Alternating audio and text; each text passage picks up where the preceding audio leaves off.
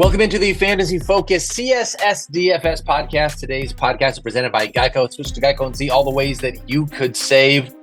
We are doing things a little differently here this week in week 12. My name is Daniel Dopp, as you know, joined by Mike Clay as usual. However, usually it's only Al Zeidenfeld that is remote. However, all of us are coming to you live from our homes because of the holiday week.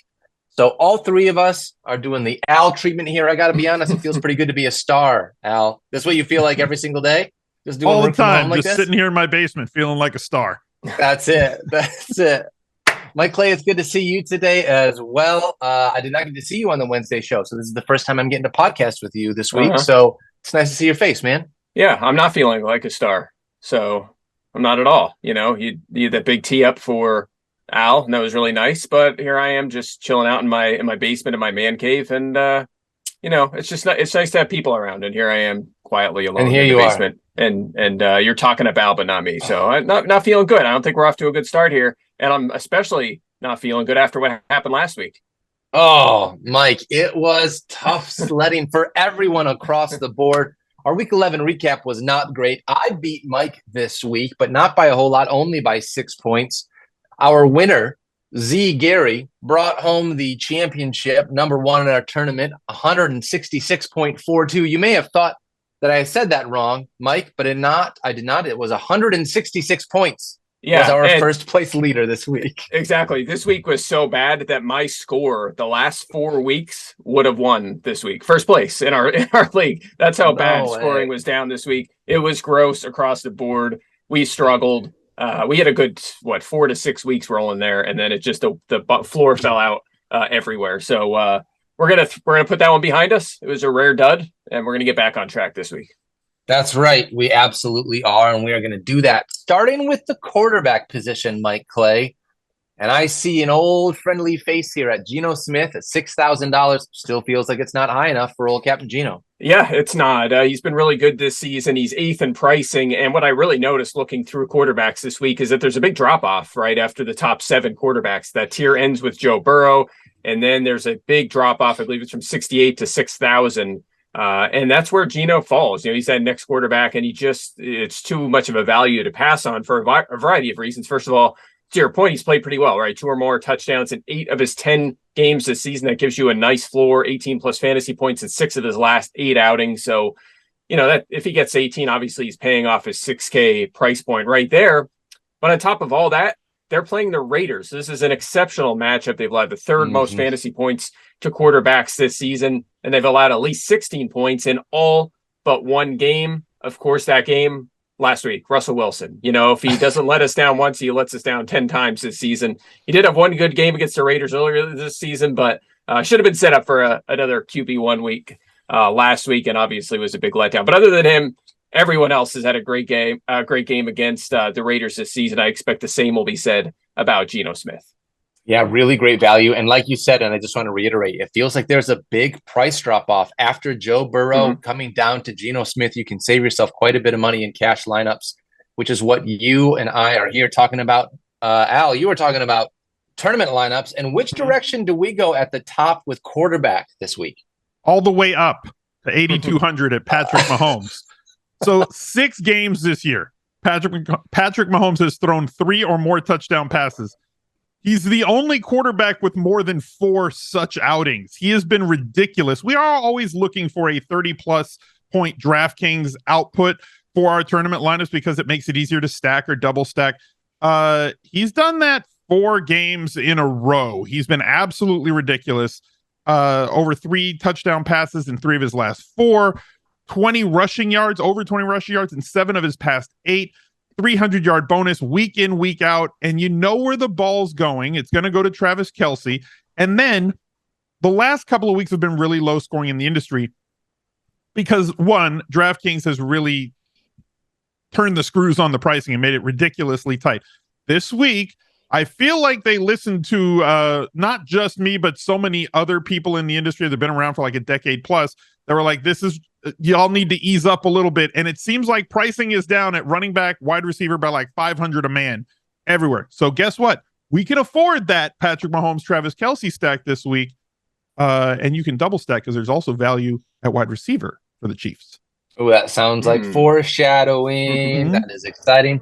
All right, a couple of quarterbacks that we like. It's basically just Joe Burrow, $6,700, taking on the Tennessee Titans. If Kyler Murray were to play, which it doesn't look like he is going to, we like his price point here, Mike. But that's something to watch. Is it kind of feels like Kyler's not going to play this week. They've sort of Cliff Kingsbury has talked about maybe waiting until after the bye. Yeah, we'll see. It's just at 6,800, just $100 more than Burrow, 800 more than Geno, right? It's not a terrible price at all. So if he goes against the Chargers, a game that could be high scoring, a game where they're going to have to keep up in, obviously he adds value with his legs. He could have Hopkins and Hollywood Brown back this week together for the first time ever. We'll see if Rondale plays, but situation to watch for sure. Maybe more of a tournament play. If he does, in fact, get activated this week. All right, at the running back position, Mike Clay, you and I went bowling last night, and we talked about the free square that it felt like we were getting with in DFS this week, and it feels like it comes at the running back position. Yeah, I think it's Latavius Murray at just $5K, right? So the pricing came out, and then the Broncos, of course, released Melvin Gordon. So at least for now, at least for this week, it's Latavius Murray. And that's probably it.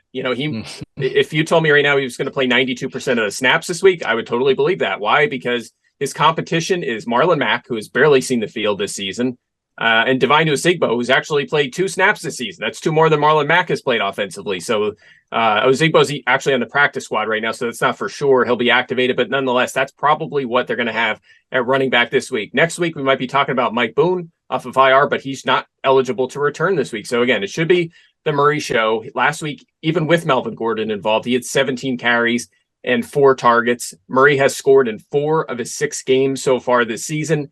And again, get used to this trend as I work through my top plays this week. A good matchup. The Panthers have allowed the 6th most fantasy points to running backs this season, top 10 in yards, touchdowns, yards per carry allowed, which is a big one, obviously, because Murray does most of his damage on the ground. At $5K, again, this just feels like a free square in cash. You plug them in there, it's going to allow you to spend up elsewhere, as you're going to see as we move on here. Yeah, this is one of those situations where I feel like Latavius Murray's best ability is his availability in this offense because he's the only guy right here. It feels like this week that's going to be able to contribute. We'll continue to watch that. Al, another running back that we really like, super cheap, sub 6K. It's Jeff Wilson Jr., in a really nice matchup against the Texans. Like the best matchup, right? Like the Texans are who we're streaming against every single week. They've allowed 29 rush attempts per game against. They're the only defense allowing over 25 running back rush attempts per game. And as a result, they're averaging 153.6 running back rush yards against per game. That's like 20 more than any other defense in the league. Jeff Wilson Jr., since coming over to Miami, obviously knew the playbook because he's been running in it for a couple of seasons before coming to Miami, and has kind of taken the job away from Raheem Mostert in terms of snaps and touches. It's going to be a split job anyway, but like if he's going to get 60% in a game that they're favored by roughly 74 points against Houston, this could lead to more running game script here against a defense that is ill-equipped to stop them. And if you've watched the last couple of games for Team Watch the Tape, you could drive 2 Mack trucks side by side through the holes that the Miami offensive line has provided for both Mostert and Jeff Wilson Jr. It feels like game script in this game could get out of hand, which could be amazing for the running backs, right? If they get up big here, you could see a lot of running, which would be real nice. You got a really nice price point for Jeff Wilson Jr., $5,900. I like that. No, that's a better nickname. Jeff Wilson Juicer. Yeah. All right, we got to copyright that. Let's make some t-shirts. Yeah. We're gonna make some money. Let's go. I love that. There's still some more juice in that orange. All right, a couple other running backs that we like this week. Travis Etienne, $6,700, taking on the Baltimore Ravens. James Conner, $6,600, taking on the Chargers. Kenneth Walker, $6,900, sub 7,000, taking on the Las Vegas Raiders there. Both Ken Walker and Travis Etienne feel like really great values this week. Austin Eckler, $8,500, taking on the Cardinals, and then Josh Jacobs, $7,700 on the other side of that Seahawks game, in case you were looking for a bringback that is not Devontae Adams, unless you want to just live more dangerously than I do. All right, Geico asks, how would you love a chance to save some money on insurance? Well, of course you would, and when it comes to great rates on insurance, Geico can help. Like with insurance for your car, truck, motorcycle, boat, and RV. even help with your homeowners, renters coverage, plus add an easy-to-use mobile app, available 24-hour roadside assistance, and more. And Geico is really an easy choice. Switch today and see all the ways that you could save. It's easy. Simply go to geico.com or contact your local agent today. Mike, I'm going to contact you about Terry McLaurin being only $5,800 on this slate. This is too cheap for Terry McLaurin. What is this? Yeah, I mean, I think Al said it at the top because I was kind of curious about pricing because it felt easier to make a lineup this week, a one that actually had good players in it, which that was not the case over the last few weeks. So we can get Terry in here again, 5,800. It's too low. He's 19th in pricing. This is a guy that's been really good with and heavily targeted. More importantly, with Taylor Heineke. You look at the 5 games since Heineke's taken over, 8.8 targets and 16.4 DraftKings points per game. For Terry McLaurin, his usage is through the roof, a 32% target share. You know what his target share was with Carson Wentz? 16%. It's basically doubled since that point. 54% of the air yards as well. He's like every game, he's over 100 air yards. That's terrific. And again, great matchup. The Falcons, we know, cannot stop opposing wide receivers. The second most fantasy points allowed to that position, the most catches allowed as well. So this could be a 9, 10, 11 target, 8 catch game for Terry McLaurin. Maybe he finds the end zone and pays off big time at 5,800.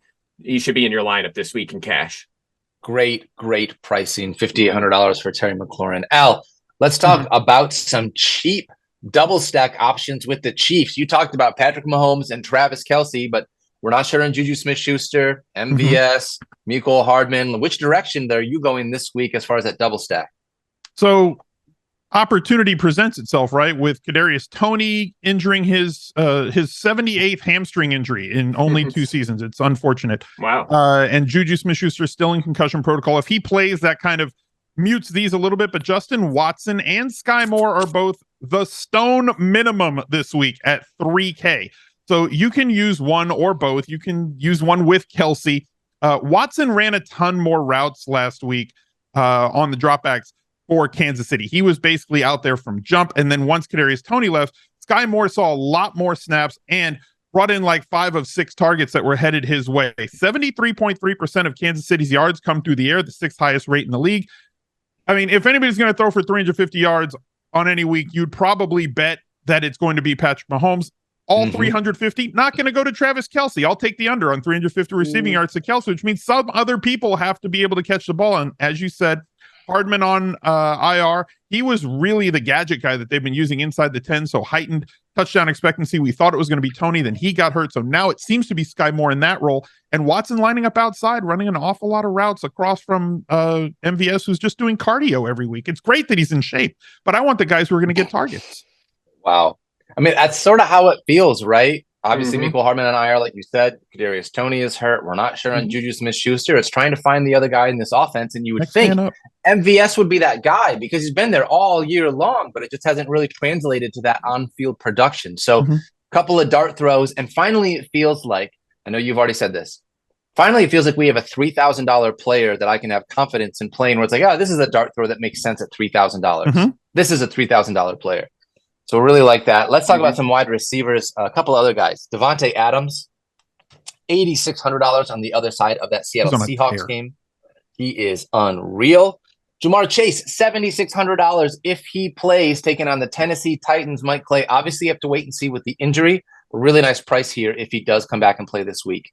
I just saw a tweet that said he is going to play this week. Yeah, I don't know if he's going to be on a snap count, but he is going to be on the field. Okay, so we'll continue to monitor that as this is only Wednesday. Keep that out. Keep an eye out for practice reports and whatnot as we get to Sunday. Tyreek Hill, $8,800, taking on Houston is sort of a lock every week. He's just amazing. DK Metcalf, $6,500 against the Raiders. Garrett Wilson, $4,300 against the Chicago Bears. With there being no Zach Wilson in the New Jersey Jets offense, I might be able to believe in some of these pass catchers again, guys. So we'll see how that works. Let's go. That's right. Chris Godwin, $6K, like him against the Browns. And then Hollywood Brown, if he is healthy and plays this week, only $5,300 against the Chargers. Really cheap price. First week back from an injury, so we would see how much he'd get used, but very, very cheap for Hollywood Brown. All right. Let's talk some tight ends here. Mike David Njoku, $3,600. We have been waiting to see Njoku back because I miss seeing him out there. We need more tight ends like David Njoku. He took the first step this year it felt like into becoming the next thing at the tight end position. Only $3,600 taken on Tampa if he plays this week. Yeah, he was awesome earlier this season. Now, he did come back last week from the injury. Keep this in mind. Yes, he had 3 targets, 17 yards, very disappointing, but he was limited, right? He was a situational player. He played 37% of the snaps in his first game back. When he was healthier earlier this season, he was playing 88% of the snaps and was 4th at tight end in fantasy points. And yet on this slate, he's 9th in pricing at just 3,600, 6 or more targets and 5 straight before that dud last week. And again, I said it before, it's all good matchups this week, right? The Buccaneers have allowed the 7th most fantasy points to tight ends this season. So again, there's probably a little more risk than usual, just because what if he ramps up to 55% of the snaps from 37 and not the full, 88 or so he was playing earlier this season. But, oftentimes the guy is limited for one game and then the next game he's a full go. So keep an eye on reports, make sure he doesn't pop up on the injury report and he's ready to go this week. We'll keep an eye on that. But again, if he goes, and it doesn't sound like he'll be limited at 3,600, just a terrific value here. Heck yeah. Al, let's talk about what feels like is the obvious tight end that we know you want to talk about. It's going to be Travis Kelce, right? Are you saying I'm basic? I'm just talking about the obvious tight end. It's not basic, but also it's all Chiefs. It's a Travis Kelce week. Come on. Look, if you let me play the best players, I'm just going to play the best players. And Travis Kelce is the best player at his position, and it's not even close. Like, that is probably the most overused word on fantasy football Twitter is it's not even close, but it is actually not even close. No other tight end has 5 games with 80-plus receiving yards. Travis Kelce's done it in 5 straight games. He has 6 games this season with 20 fantasy points and 7 or more targets. Only one other tight end has done that multiple times this season. That's Andrews, and he's only done it 4 times. So I can pay up in this spot because at tight end, specifically in daily fantasy, because most people are not going to use a tight end in flex unless it's week 10 or week 11 where we had to because of value, right? You just couldn't get the lineups that you wanted without opening up the flex tight end. This is not a tight end in flex week, which means that aside from Andrews, there aren't many tight ends that have a realistic 25-plus point ceiling. So if Travis Kelce just does what he averages, which right now on DraftKings is 23.5 DraftKings points, is absurd at that position.